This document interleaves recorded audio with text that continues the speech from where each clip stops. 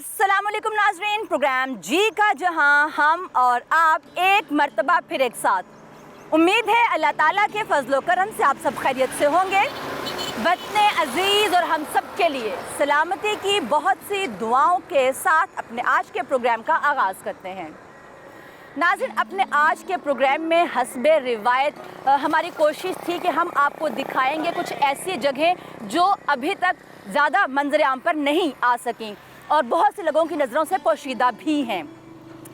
सुबह सुबह हम लाहौर से निकले और पहुँचे गुजरांवाला के नवाह में, जहाँ पर मौजूद है एक कस्बा एमन आबाद। अगर आप लाहौर की जानिब से आते हैं तो मोड़ एमनाबाद से एक छोटी सी पतली सी गली आपको इस कस्बे में 5 मिनट तक पहुँचा देती है।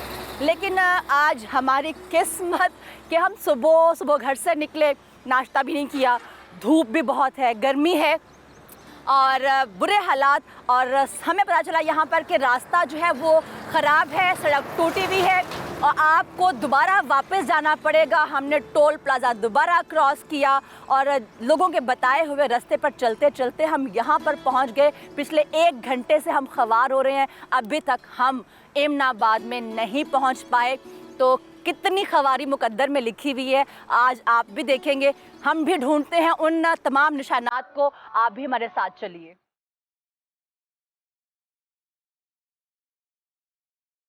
जी तो नाज़रीन, हम लोग पिछले 20 मिनट से 25 मिनट से लोगों से पूछते फिर रहे हैं कि यहाँ पर कहाँ है वो रास्ता जो एमनाबाद की तरफ हमें लेके जाएगा, लेकिन अभी तक कुछ भी पता नहीं चला। आगे हमें यहाँ पे मज़ीद कुछ दुकानें वगैरह नज़र आ रही हैं, हम उनसे किसी से पूछने की कोशिश करते हैं कि शायद कोई हमें बताए और हम वहाँ पे पहुँच पाएँ। और ये गोला नज़र आ रहा है, पहले हम लोग गोला खाते हैं, गर्मी बहुत लग रही है, प्यास लग रही है, तो चलिए हम लोग ये ट्राई करते हैं और फिर इनसे पूछते हैं, साथ में पता तो शायद कुछ पता चले और हम उस पते पर पहुँच पाएँ।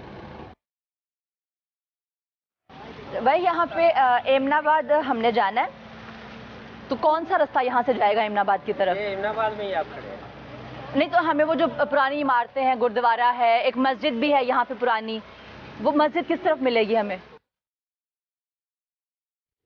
अच्छा नाज़रीन, ये हमें बता रहे हैं कि यहाँ पर थोड़ा ही आगे लेफ़्ट साइड पे कुछ है इस तरह का सिलसिला, तो वहाँ पर भी हम पहुँच के देखते हैं हम पहुँच पाते हैं या नहीं। पहले थोड़ा सा गोला खा लेते हैं, बहुत गर्मी लग रही है। ये कितने में दे रहे हैं एक आप?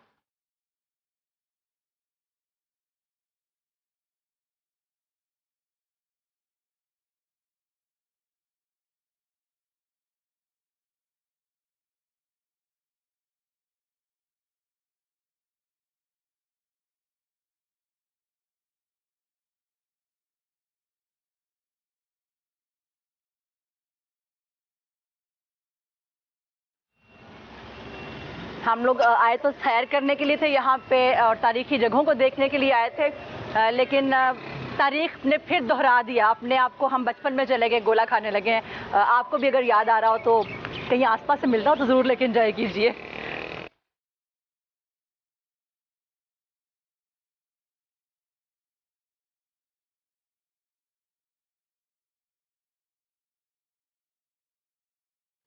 फिर से हम लोग दोबारा निकल पड़े हैं ढूंढने के लिए और हमारा इतनी गर्मी है कि ये मेल्ट हो गया, सब पिघल चुका है और तलाश हमारी अभी भी जारी है। तो लेट्स सी हम पहुंच पाते हैं या नहीं पहुंच पाते हैं, अभी तो देख ही रहे हैं आप लोग। चले।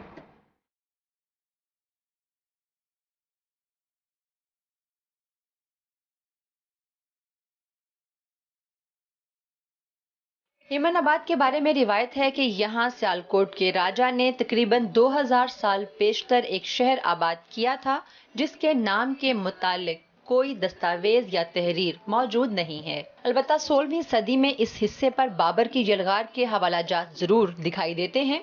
क्यास है कि इस इलाके का नाम उस वक्त सैदपुर था। बाबर के हमले के वक्त बाबा गुरु नानक अपने साथी भाई मर्दाना के साथ सैदपुर में मुकीम थे। सैदपुर की तबाही का अहवाल आज भी बाबा गुरु नानक के कलाम में मुलाहजा किया जा सकता है।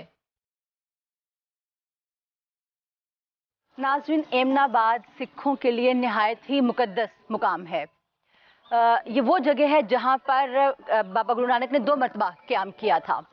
पहली मरतबा 1510 में वो तशरीफ़ लाए ये वो वक्त था जब वो हिंदुस्तान भर के दौरे में मसरूफ़ रहा करते थे और अपने मज़हब की तालीमात लोगों तक पहुंचाया करते थे। चुनाचे वो यहाँ एमनाबाद में 1510 में तशरीफ़ लाए और भाई लालू जो कि एक तरखान था उसके घर पर क़याम पजीर हुए और फिर काफ़ी अरसा उनके साथ ही उनका रहना हुआ और वो उनके बहुत अच्छे दोस्त भी बन गए थे। यहाँ पर एक वाक़या भी रूनुमा हुआ जो अगरचे महायुरुल अकल महसूस होता है, लेकिन उसका मकसद यही था कि गरीब, मज़दूर, दहकान या किसी भी निचले तबके का इस्तेहसाल जो है वो नहीं किया जाना चाहिए।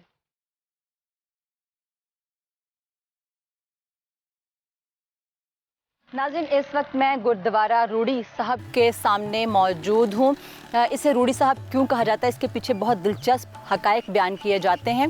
कहा जाता है कि 1521 में यहाँ पर दोबारा नानक साहब तशरीफ़ लाए थे और बाबर ने जब यहाँ पर हमला किया और एमनाबाद को अपनी तहो तेग किया तो उस वक्त यहाँ पर बहुत से लोगों को गिरफ़्तार भी किया गया और बहुत सी इमारतों को भी तबाह बर्बाद कर दिया गया था। उन्हें गिरफ्तार शुदगान में बाबा गुरु नानक भी शामिल थे। उन्हें कैद किया गया और चक्की की मशक्क़त में डाला गया। बाद अज़ां जब उनके रवैये की वजह से या उनके हुस्न सलूक की वजह से मुतासिर होकर ये मान लिया गया कि ये कोई मामूली शख्सियत नहीं है और उनको रिहा कर दिया गया, तो कहा जाता है कि रंजीत सिंह के दौर में उसी जगह पर गुरुद्वारा चक्की साहब बनाया गया और यहाँ रूड़ी साहब के बारे में कहा जाता है कि चूँकि ये सब जगह बर्बाद हो चुकी थी तो जब नानक साहब यहाँ पर दोबारा आए तो उन्होंने साबका गुरुद्वारे के मलबे के ऊपर ही अपनी एक कुटिया बना डाली थी, जिसकी वजह से इसको गुरुद्वारा रूड़ी साहब कहा जाता है। हुमायूं के खिलाफ शेरशाह सूरी की बगावत और हुमायूं की शिकस्त का नतीजा सैदपुर को भी तहबाला कर गया। इस शहर को शेर शाह के नाम पर शेरगढ़ का नाम दिया गया। इसी अहद में इस इलाके के पास से जरनैली सड़क भी गुजारी गई, जिसकी वजह से इस इलाके की इक्तिसादी हालत भी बदलने लगी, जो मुगलों के जवाल तक बरकरार रही। हुमायूं ने दोबारा इक़्तिदार संभालने के बाद इस इलाके को अपने एक जर्नैल, जिसका नाम गालिबन एमन या अमीन बेग था, के हवाले कर दिया। अमीन बेग ने शेरगढ़ का किला मस्मार कर दिया और तमाम इंतजाम इंसराम अपने हाथ में ले लिया। इस इलाके को बाद अज़ां अहद अकबर में उसी जर्नैल के नाम से मंसूब कर दिया गया। नाज़रीन, एमनाबाद में बहुत से गुरुद्वारे मौजूद हैं। इस वक्त चूँकि हम गुरुद्वारा रूड़ी साहब के सामने मौजूद हैं, तो इसके बारे में हमें बताया गया था कि यहाँ पर 2013 तक बैसाखी के मेले जो हैं वो लगाए जाते थे, लेकिन फिर अचानक उनको बंद कर दिया गया। उसकी क्या वजूहात हैं, यहाँ पर मौजूद लोगों से हम जानने की कोशिश करते हैं। क्या इनको बहाल किया जाना चाहिए? जो हमारा विजन है, जैसे करतारपुर कॉरिडोर को खोला गया, तो क्या यहाँ की रौनकें भी उसी तरह से बहाल की जानी चाहिए? क्योंकि ये टूरिज़म के पॉइंट ऑफ व्यू से ख़ास तौर से बहुत अहमियत का हामिल है और फिर किसी की इबादतगाह भी है। हमें मज़हब की इज़्ज़त जो है वो हम पर फ़र्ज़ है। तो क्या ये मेले बंद कर देना, बैसाखी का मेला बंद कर देना मुनासिब है या इसको बहाल किया जाना चाहिए है? ये एक सवाल है। इसका जवाब क्या है ये तो अथॉरिटीज़ ही दे सकती हैं। आप क्या कहते हैं? हमें अपनी राय से ज़रूर आगाह कीजिएगा। औरंगजेब के बाद अनारकी के दौर में एमनाबाद पर सिख जत्थों के हमलों ने इस इलाके को गहना कर रख दिया। रंजीत सिंह के दौर तक इस इलाके पर रंजीत सिंह के दादा चड़त सिंह का कब्जा हो चुका था। चुनाचे रंजीत सिंह ने अपने अहद में ये इलाका अपने वजीर ध्यान सिंह डोगरा को बतौर जागीर अता कर दिया। रंजीत सिंह के दौरे इक़्तिदार ही में यहाँ गुरुद्वारा चक्की साहब तामीर किया गया। नाज़रीन, ये है गुरुद्वारा चक्की साहब, जहाँ पर गुरु नानक को कैद किया गया था और यहाँ पर उन्हें चक्की पीसने की मुशक्क़त पर लगाया गया था और उनके हुस्न सलूक को देखते हुए उनको रिहाई दी गई। लेकिन बाद में रंजीत सिंह के अहद में इस जगह पर गुरुद्वारा तामीर किया गया, जो आज भी गुरुद्वारा चक्की साहब के नाम से जाना जाता है। सिख रवायात के मुताबिक जब गुरु नानक को कैद किया गया तो इस दौरान उन्हें चक्की पर आटा पीसने पर लगा दिया गया। तब उन्होंने चमत्कार के जरिए दिखाया कि चक्की खुद ब खुद घूमने लगी, जिसकी इत्तला बाबर को मिली और उसे यकीन हो गया कि गुरु नानक कोई खास हस्ती है, लिहाजा उन्हें और दिगर कैदियों को छोड़ दिया गया। इस पर बाबा गुरु नानक ने बाबर को वसीर सल्तनत के क़याम की दुआ दी।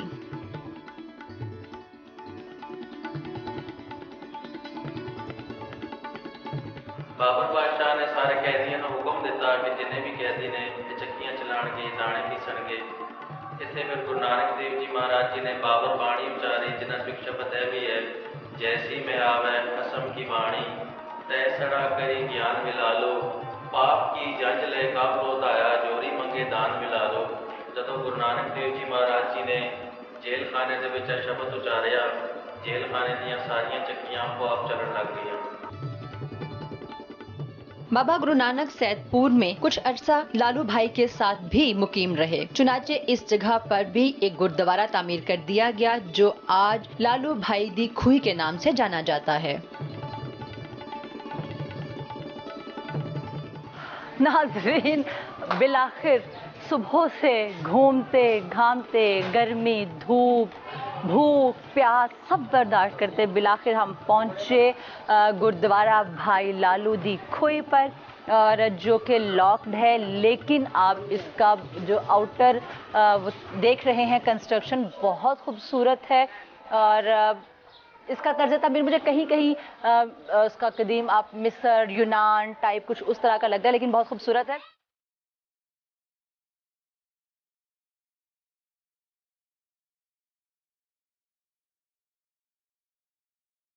बाबा जी गुरु नानक देव जी ਦੇ ਨਾਲ ਇਹ ਭਾਈ ਲਾਲਾ ਨੂੰ ਬੜੀ ਅਕੀਦਤ ਸੀ ਤੇ ਇਹਨਾਂ ਕੋਲ ਹੀ ਬਾਬਾ ਜੀ ਗੁਰੂ ਨਾਨਕ ਦੇਵ ਜੀ ਨੇ ਠਹਿਰੇ ਸੀ। ਸਹੀ। ਇਮਨਾਬਾਦ ਦਾ ਜਿਹੜਾ ਵੱਡਾ ਸਰਪੰਚ ਸੀ ਉਹਦਾ ਨਾਮ ਮਲਕ ਭਾਗੋ ਸੀ। ਉਹਨੇ ਫਿਰ ਬਾਬਾ ਜੀ ਗੁਰੂ ਨਾਨਕ ਦੇਵ ਜੀ ਨੂੰ ਦਾਵਤ ਦਿੱਤੀ ਕਿ ਤੁਸੀਂ ਮੇਰੇ ਕੋਲ ਆਓ ਤੇ ਮੇਰੇ ਘਰ ਆਓ ਤੇ ਮੈਂ ਤੁਹਾਡਾ ਸਾਰਾ ਇੰਤਜ਼ਾਮ ਕਰਾਂਗਾ। ਤੇ ਬਾਬਾ ਜੀ ਨਾ ਮੰਨੇ ਤੇ ਅਖੀਰ ਜ਼ਰਾ ਉਹਦੇ ਇਸਰਾਰ ਕਰਨ ਨਾਲ ਆਖਣ ਨਾਲ ਬਾਬਾ ਜੀ ਗੁਰੂ ਨਾਨਕ ਦੇਵ ਜੀ ਮੰਨ ਗਏ। ਉਹਨੇ ਰੋਟੀ ਦਾ ਵੀ ਬੰਦੋਬਸਤ ਕੀਤਾ ਸੀ ਮਲਕ ਭਾਗੋ ਨੇ। ਤੇ ਲੇਕਿਨ ਬਾਬਾ ਜੀ ਗੁਰੂ ਨਾਨਕ ਦੇਵ ਜੀ ਨੇ ਰੋਟੀ ਜਿਹੜੀ ਨਾ ਮਲਕ ਭਾਗੋ ਦੇ ਘਰ ਦੀ ਨਹੀਂ ਖਾਧੀ। ਉਹਨਾਂ ਰੋਟੀ ਜਿਹੜੀ ਭਾਈ ਲਾਲੋ ਦੇ ਘਰ ਦੀ ਜਿਹੜੀ ਨਾ ਹੱਥ ਵਿੱਚ ਫੜੀ ਸੀ। ਤੇ ਉਹਨਾਂ ਨੇ ਜਦੋਂ ਆਖਿਆ ਕਿ ਆ ਵੇਖ ਇਹ ਮਾੜੇ ਗਰੀਬ ਦੇ ਘਰ ਦੀ ਮਿਹਨਤ ਕਰਦੇ ਬੰਦੇ ਦਾ ਅਨਾਜ ਹੈ। ਤੇ ਉਹਨਾਂ ਜਦੋਂ ਅਨਾਜ ਨੂੰ ਹੱਥ 'ਚ ਫੜਿਆ ਤੇ ਦੁੱਧ ਦੀਆਂ ਧਾਰਾਂ ਨਿਕਲੀਆਂ। ਤੇ ਮਲਕ ਭਾਗੋ ਨੇ ਜਿਹੜਾ ਖਾਣੇ ਦਾ ਇੰਤਜ਼ਾਮ ਕੀਤਾ ਸੀ, ਉਹ ਜਿਹੜੀ ਰੋਟੀ ਸੀ ਉਹਨੂੰ ਬਾਬਾ ਜੀ ਨੇ ਹੱਥ 'ਚ ਫੜਿਆ ਤੇ ਲਹੂ ਦੀਆਂ ਧਾਰਾਂ ਨਿਕਲੀਆਂ। ਉਹਨੇ ਕਿਹਾ ਤੂੰ ਹਰਾਮ ਦੀ ਤੇਰੀ ਕਮਾਈ ਹੈ, ਤੂੰ ਇਹ ਹਲਾਲ ਦਾ ਤਰੀਕਾ ਅਖਤਿਆਰ ਕਰ, ਇਹ ਮਿਹਨਤ ਮਜ਼ਦੂਰੀ ਦਾ ਤਰੀਕਾ ਅਖਤਿਆਰ ਕਰ ਤੇ ਮਿਹਨਤ ਕਰਕੇ ਪਸੀਨਾ ਬਹਾ ਕੇ ਇਹ ਲਾਲੋ ਨੇ ਰੋਟੀ ਕਮਾਈ ਹੈ। ਇਸ ਤਰ੍ਹਾਂ ਦਾ ਤਰੀਕਾ ਅਖਤਿਆਰ ਕਰੋ, ਜ਼ਿੰਦਗੀ ਗੁਜ਼ਾਰਨ ਦਾ ਤਰੀਕਾ ਹੈ।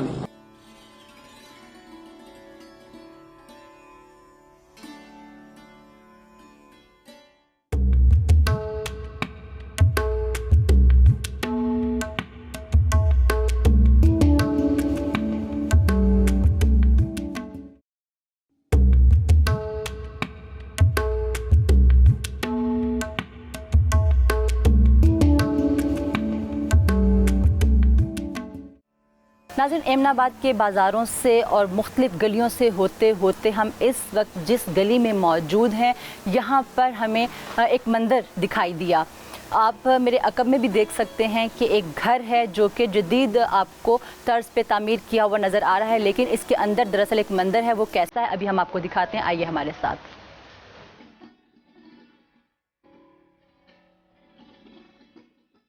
एमन आबाद में जहां कदम कदम पर सिख अहद के नकूश सख्त दिखाई देते हैं, वहीं इस शहर में मौजूद 3 मंदिर इस बात के अक्कास हैं कि यहाँ कभी हिंदू खानदान भी आबाद थे। इन मंदिरों की बुनियादी इमारतें आज भी उसी तरह से कायमो दायम हैं, लेकिन उनके इर्द गिर्द कभी वसी अहाते रहे होंगे, जहाँ अब बहुत से मकानात और गलियां जन्म ले चुकी हैं।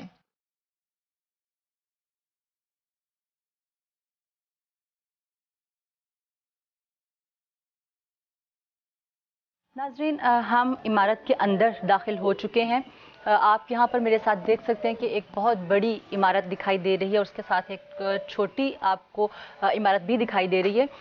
ये इमारत अंदर से कैसी ही तो भी आपको दिखाएंगे, लेकिन आप इसका तर्ज तामीर देख सकते हैं कि इसकी एक एक चीज़ से हमें वही हिंदुआना तर्ज तामीर दिखाई दे रहा है और उसकी जो बाकियात है वो आज भी सही सालम मौजूद हैं। अमूमन जो मंदिर है उसमें एक बड़ा कमरा और साथ में अमूमन छोटे कमरे बनाए जाते थे और फिर ये ज़्यादा बुलंदी पर वाक़ हुआ करते थे, लेकिन हमें नहीं अंदाज़ा कि ये कितनी बुलंदी पर वाक़ रहा होगा। आज तो इसका जो लेवल है वो हमें बिल्कुल बराबर दिखाई दे रहा है। तो अभी हम आपको ऊपर लिए जाएंगे, लेकिन आपको बताते चलें कि ये हमें बताया गया है कि जो साथ छोटा कमरा है इसके चारों तरफ दरवाजे ओपन थे। ये कमरे के दरवाजे जो हैं वो मौजूद नहीं थे, इसके चारों तरफ से रास्ता दिखाई देता था और जो कि अंदर टेंपल की तरफ जाता था। वो क्या था, कैसा था, अभी हम आपको दिखाते हैं, लेकिन पहले हम आपको ऊपर लिए चलते हैं। जी नाज़रीन, ये वही कमरा है जो अभी हमने आपको नीचे दिखाया, जिसके साथ ये सीढ़ियाँ चढ़ते ही दरवाज़ा हमें दिखाई देता है, जिसको अब बंद कर दिया गया है। आप देख सकते हैं मेरे साथ कि यहाँ पर भी उसी तरह से आर्चेज हैं और उसी तरह से आपको ये आपको दिखाई दे रहा होगा आर्च, पत्तियाँ बनाई गई हैं आर्च के साथ। तो यकीनन यहाँ पर एक दरवाज़ा था जो कि हमें बताया गया कि इसके चारों जानिब दरवाजे थे। एक दरवाज़ा कमरे से मुत्तसिल था और 3 ये ओपन दरवाजे थे और इसके इर्द गिर्द सहन था। लेकिन अब ये जदीद इमारत तामीर कर ली गई है और इसको रिहाइश के लिए इस्तेमाल किया जा रहा है। आप देख सकते हैं कि यहाँ पर ये छत है उस कमरे की और फिर उसके ऊपर आज भी आपको दिखाई दे रहा है। ये सब आपको पुराना तर्ज तामीर नज़र आ रहा है जो चूने के साथ ही आपको नज़र आ रहा है। आप मेरे साथ देखें, यहाँ इस जानिब भी आपको उसी तरह से दिखाई दे रही है आर्च। और एक चीज़ और मैं आपको दिखाऊं कि यहाँ ये और सीढ़ियों के साथ भी इसी तरह का रास्ता बनाया गया है जो दरअसल छत से बारिश के पानी के निकास का ज़रिया है जो यकीनन नीचे तक जाता था। अब चूँकि ये छत तामीर कर ली गई है और इसका निकास यहीं कहीं निकाल दिया गया है। इस छत को अगर आप देखें तो ये नीचे गहराई में बनाई गई है, इसलिए दोनों जानिब पानी के निकास का इंतज़ाम किया गया है। इसी तरह से आप ये मेन इमारत देख सकते हैं जो कि असल टेंपल था जहाँ पर देवी और देवता मौजूद थे। और आप इसके ऊपर देखें तो चारों जानिब छोटी बुर्जियाँ हैं और उन बुर्जियों के ऊपर छोटे टेंपल हैं जो कि त्रिकोणी शक्ल के हैं और दरमियान में एक बहुत बड़ा टेंपल है जो आपको दिखाई दे रहा है। और इसके जो निचला हिस्सा है उस पर भी वही पत्तियाँ तराशी गई हैं और इसी तरह से ऊपर भी इन्हीं पत्तियों को बनाया गया है और उसके ऊपर छोटे छोटे आपको टेंपल्स दिखाई दे रहे होंगे। और बिल्कुल आखिर पर क्लिस लगा के इस टेंपल को मुकम्मल किया गया है।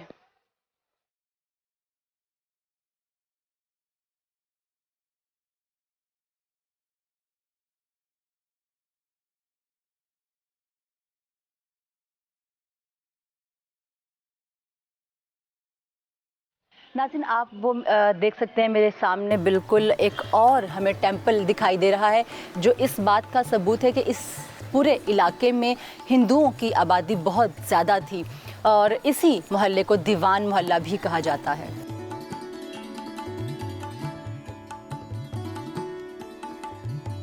जी नाज़रीन, इस वक्त हम मंदिर के अंदर मौजूद हैं जो कि मेन मंदिर की इमारत है। अगरचे इसको अपने तर्ज के मुताबिक, अपनी रिहाइश के मुताबिक इसको ढाल लिया गया है। ये सब आप देख रहे हैं कि बाद में किया गया, लेकिन आप इसके ऊपर देखिए बहुत चौड़ी दीवारें हैं और इन दीवारों पे आप देख सकते हैं कि हमें अहद रफ्ता के निशानात जो हैं वो आज भी एज़ इट इज़ दिखाई दे रहे हैं। अगर आप मेरे साथ यहाँ पर देखें तो ये भी आपको वही जो हिंदू टेम्पल्स में आज भी आपको इसी तरह का तर्ज तामीर दिखाई देता है। तो ये वो जगह होंगी जहाँ पर कभी हिंदू मुजस्समे या उनके देवी देवता यहाँ पर मौजूद हुआ करेंगे। ऐसे ही आर्चिज़ के अंदर उनके मुजस्समे नस्ब किए जाते थे। तो इसको आप देख सकते हैं कि आज भी उसी टाइप का यहाँ पे वो मौजूद है, लेकिन इसको हमें जो बताया गया कि पार्टीशन के बाद हिजरत करके आने वाले जो मुसलमान थे उनको अलॉट कर दिया गया और बकौल यहाँ के रिहायशियों के कि उनको नस्ल दर नस्ल किसी ने तंग नहीं किया, ना यहाँ से मकान छोड़ने को कहा। सो उनके विरसे में ये चला आ रहा है। कभी ये हिंदुओं की इबादत गाह हुआ करती थी। इसके साथ ही मुत्तसिल एक और कमरा भी है, अभी हम आपको वो भी दिखाते हैं।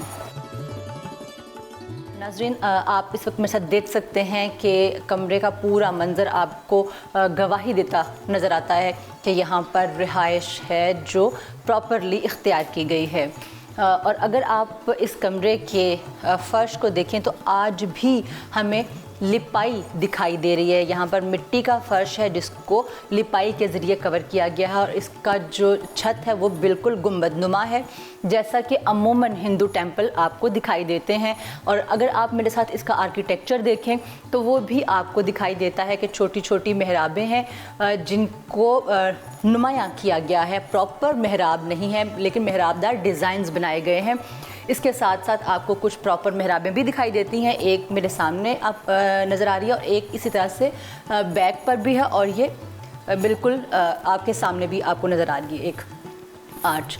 और इस आर्च के ऊपर आपको दिखाई दे रहा है रोशनदान। अगर आपको याद हो हमारा प्रोग्राम गुजरांवाला की खोज में हमने दिखाया था रंजीत सिंह की हवेली में भी इसी तर्ज से ये मुग़ल आर्किटेक्चर में भी मौजूद है, यानी कि उस ज़माने में जितनी भी तामीरात थी उसमें कमरों को ठंडा करने के लिए चूने की और मिट्टी की लिपाई की जाती थी, दीवारों पर भी और फर्श पर भी। और इस तरह से रोशनदान बनाए जाते थे जो कि कमरे को ठंडा रखते थे। इसी तरह से मेरे सामने भी नहीं, इस कमरे में इस तरह के 3 रोशनदान मौजूद हैं। और इस गुंबद के ऊपर जो गुंबदनुमा छत हमें दिखाई दे रही है इसके ऊपर मौजूद जो टेंपल है वो बिल्कुल उसी तर्ज का है जैसे आज भी हमें हिंदू मंदिरों की पहचान के तौर पर नज़र आते हैं।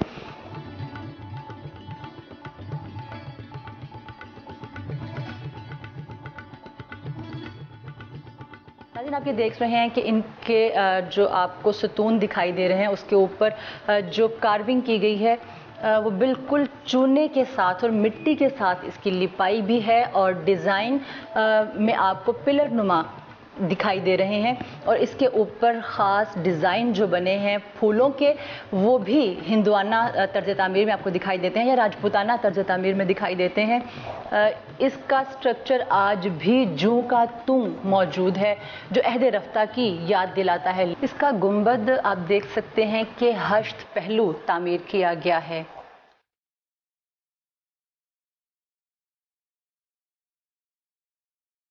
इसके चारों कोने गहरे मेहराबदार बनाए गए हैं जबकि 4 कम गहरे डिज़ाइनदार मेहराबें बनाई गई हैं।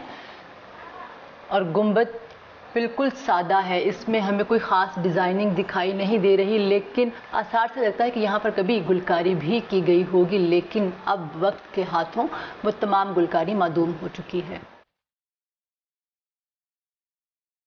नाज़रीन, ये वो जगह है जहाँ कभी हिंदू मज़हब के मानने वाले बोसा दिया करते थे और यहाँ पर मंदिर के बिल्कुल सामने माथा टेका करते थे। लेकिन आज आपको यहाँ कुरानी नुस्खे दिखाई दे रहे होंगे। ये इस बात का सबूत है कि जब वक्त पलटी खाता है तो ना तो वो नामो नमूद देखता है और ना ही जाहो हशमत।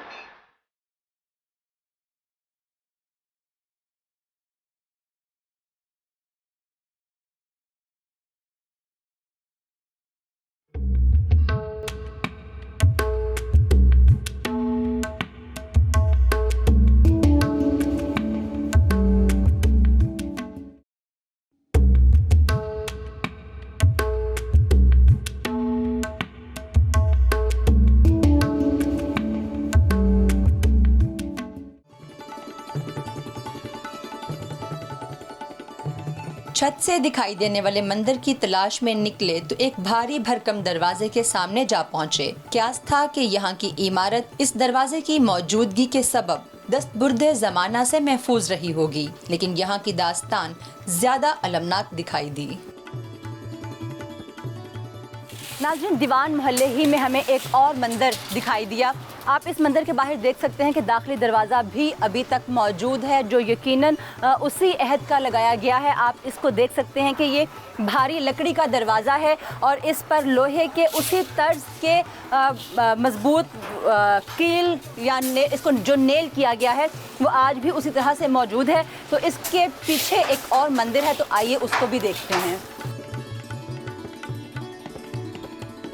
जी नाज़रीन, दरवाज़े से अंदर दाखिल होते ही हमें दोनों अतराफ जदीद इमारतें दिखाई दे रही हैं जो कि हालिया तामीर की गई हैं, और यहाँ पर आपको एक राहदारी दिखाई दे रही है, और मेरे बिल्कुल सामने वो मंदिर है जो इस गेट से दाखिल होते ही हमें दिखाई देता है।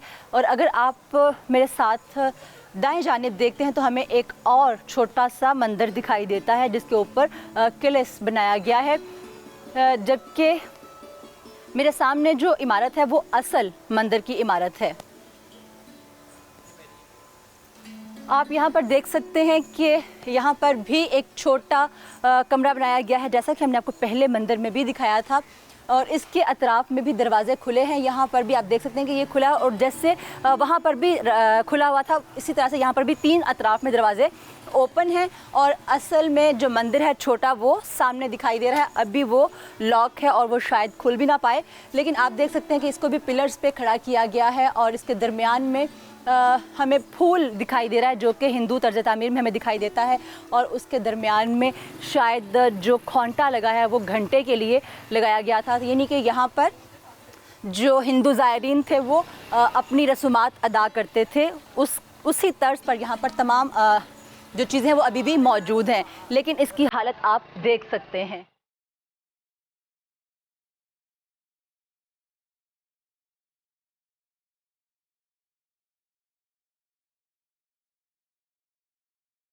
नाज़रीन, हिंदू इमारतें ख़ास तौर से जो मंदिर हैं वो ऊंचाई पर बनाए जाते थे। आप देख सकते हैं कि यहाँ पर भी हमें गुलाई में कुछ ज़ीने दिखाई दे रहे हैं, और ये ज़ीने हमें उस मंदिर की तरफ ले जा रहे हैं जो कि हमें सामने दिखाई दे रहा है, और ये यकीनन किसी ज़माने में बहुत मेजर मंदिर रहा होगा। तो अभी हम आपको इसके अंदर भी लिए चलेंगे।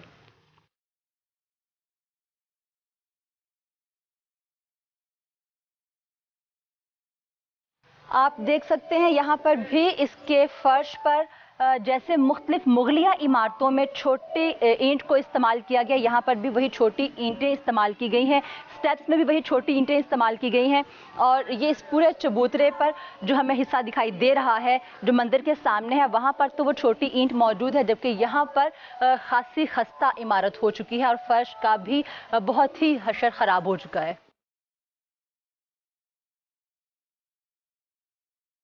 जी नाज़रीन, इस वक्त हम मंदिर के अंदर दाखिल हो रहे हैं। आप देख सकते हैं कि इसका दरवाज़ा भी हमें पुराना ही दिखाई दे रहा है, और अंदर की हालत आपको क्या दिखाएं।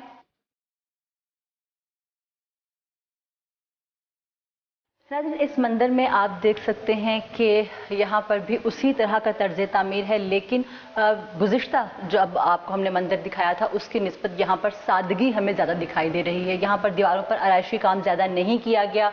सामने आपको जो एक दिखाई दे रहा है डिज़ाइनदार हिस्सा, इसके बैक पर खोखला जो है वो एक गुंबद नुमा जगह बनाई गई है जो यकीनन देवी और देवताओं को रखने के लिए बनाई गई थी। इनके साथ कुछ जाली नुमा हमें ताकचे दिखाई दे रहे हैं जो यकीनन उस ज़माने में दिए जलाने के काम आते रहे होंगे, लेकिन अब यहाँ पर जो है वो जालियाँ लगा के उनको बंद कर दिया गया है, और इस कमरे में ज़्यादातर सामान रख दिया गया है, इनके गोदाम की शक्ल या गोदाम का मंजर पेश करता दिखाई दे रहा है।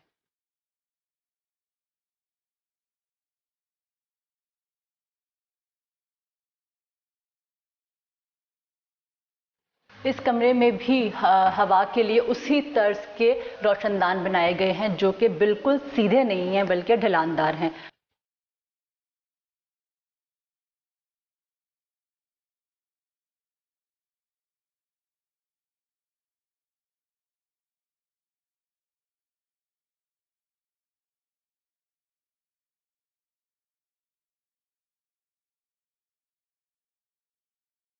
जो छत है वो बिल्कुल गुंबदनुमा है जैसा कि अमूमन हिंदू टेंपल आपको दिखाई देते हैं, और अगर आप मेरे साथ इसका आर्किटेक्चर देखें तो वो भी आपको दिखाई देता है कि छोटी छोटी मेहराबें हैं जिनको नुमायाँ किया गया है। प्रॉपर मेहराब नहीं है लेकिन मेहराबदार डिज़ाइंस बनाए गए हैं।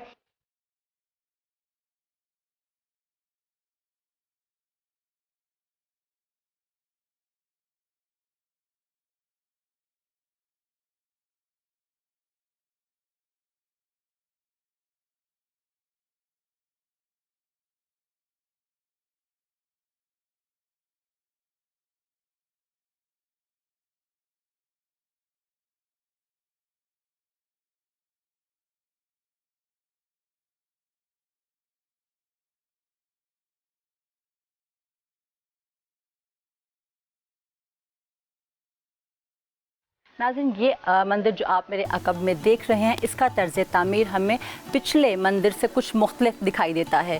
इसका मेन जो हिस्सा है उसके ऊपर रवायती टेंपल मौजूद है, लेकिन इसके अतराफ़ में कोई बुर्जी दिखाई नहीं देती। लेकिन छोटा कमरा जो है उस पर हमें गुंबदनुमा इमारत दिखाई दे रही है। और अगर आप मेरे साथ देखें तो इस गुंबदनुमा इमारत के नीचे 3 दाखिली दरवाज़े भी दिखाई दे रहे हैं, जो कि बाद में बंद कर दिए गए हैं। उस ज़माने में ये डेफिनेटली ओपन थे।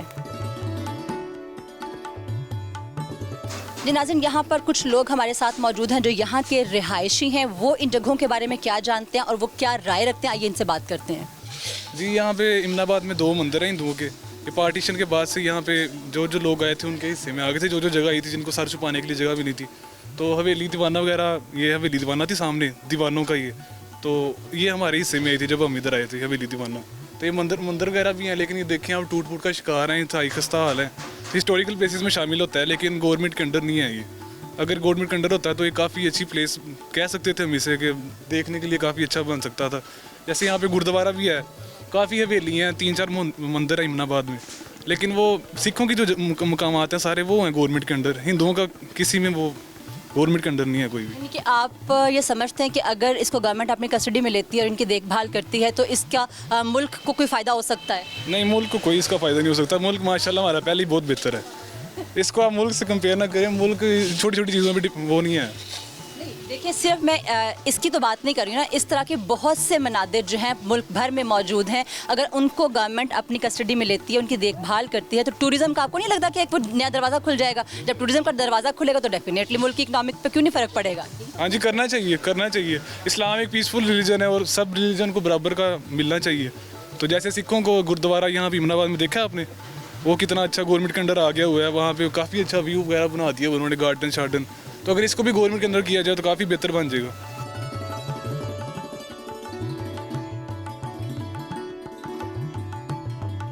यहाँ पर चलते फिरते माजी की शाहराहों पर गश्त करती मंदिर की घंटियाँ हमारी समातों को माजी के अजब किस्से सुनाती रहीं, जहाँ कभी अकीदतमंदों की लंबी कितारें हाथों में चढ़ावे लिए मन की मुरादें भर आने की आस में दिए जलाया करती थीं।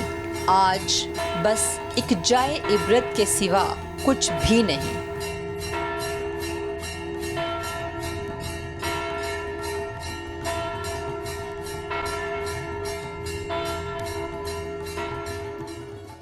नाज़रीन, एमनाबाद की कहानी अभी ख़त्म नहीं हुई। अभी बहुत सी गलियाँ, बहुत सी हवेलियाँ और बहुत सी तारीख़ी इमारत बाकी हैं। इन सब के बारे में जानने के लिए देखते रहिए प्रोग्राम जी का जहां। अगले हफ्ते इसका बकिया सीक्वल आप देख सकेंगे। तब तक के लिए अपनी मेज़बान नसरीन भट्ट और टीम जी का जहां को इजाज़त दीजिए। अल्लाह हाफ़िज़।